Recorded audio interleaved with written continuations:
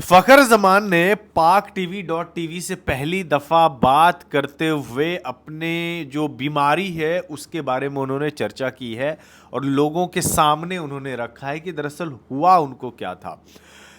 फखर जमान ने बोला कि ऑस्ट्रेलिया टूर से पहले उन्होंने पीसीबी से 2 महीने का ब्रेक मांगा था, आराम मांगा था कि इस बीच में अगर कोई सीरीज होती है तो आप मुझे कंसीडर मत कीजिएगा।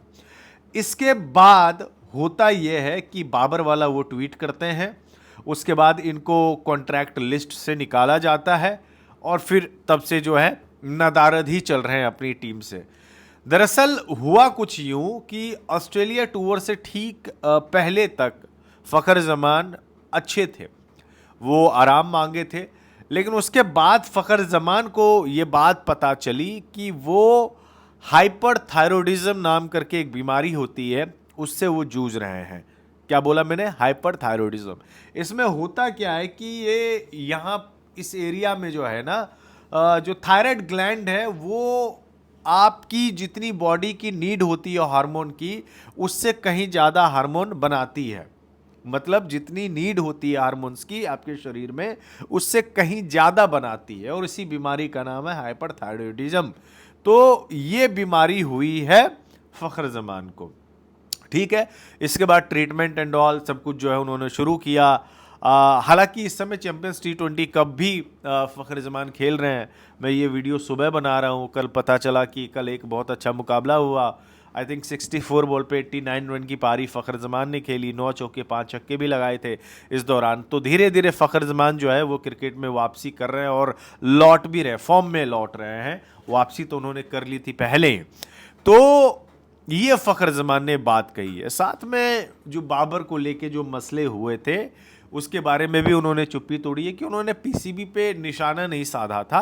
दरअसल पाकिस्तान के कई ऐसे फॉर्मर क्रिकेटर जो यूट्यूब चैनल पे बैठ के बाबर के बारे में बुरा बोल रहे थे, तो ये चीज़ उनकी आंखों के सामने से गुजरा फखर जमान के, और उनको बुरा लगा कि यार एक खिलाड़ी हमारी टीम के लिए इतना ज़्यादा सर्विसेज दिया हुआ और एक बार में आप जो है आप क्रिटिसिज्म नहीं कर रहे हो बल्कि उनकी बेइज्जती कर रहे हो। तो इसी वजह से फखर जमान ने वो ट्वीट किया था और ख़ुद ये बात उन्होंने कबूला है। साथ में फखर जमान ने ये भी मेंशन किया है कि मैं कभी भी पीसीबी या कोई ऑर्गेनाइजेशन के ख़िलाफ़ नहीं जा सकता अनटिल एंड अनलेस कि आप सेंट्रल कॉन्ट्रैक्टेड प्लेयर हैं। तो अगर आप नहीं हैं तो फिर आपके पास बोलने के लिए बहुत कुछ है, आप बोल सकते हो। और साथ में फ़खर जमान ने यह भी बोला कि जितने भी युवा खिलाड़ी आ रहे हैं मैं उनको यही सलाह दे रहा हूं कि आप बोर्ड से ज़्यादा बड़े नहीं हो सकते हैं। ऐसा फ़खर जमान का कहना है, इंटरव्यू में उन्होंने ये बात कही है।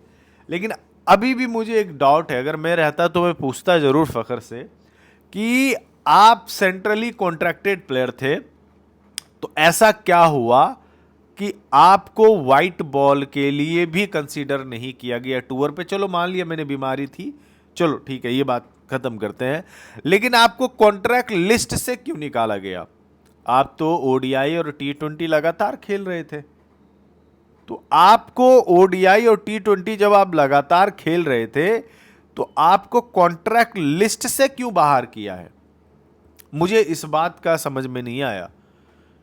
कोई तो बात हुई होगी ना, और छोटी बात तो है नहीं। आप कॉन्ट्रैक्ट में आप हो ही नहीं, या तो आपने खुद रिक्वेस्ट किया होगा कि भाई मुझे कॉन्ट्रैक्ट लिस्ट में मत डालो और मैं फ्री होके सारी T20 टूर्नामेंट खेलना चाहता हूँ फ्रेंचाइज लीग, या फिर पीसीबी ने अपना गुस्सा निकाला बदला लेने के लिए। जो भी हो, मसले हो, बट हाँ यहाँ पे एक चीज़ में मुझे डाउट लग रहा है। अगर इस सवाल का अगर उन्होंने जवाब दे दिया होगा तो ठीक है, अदरवाइज लेट इट गो करते हैं। बहरहाल इस वीडियो में बस इतना ही।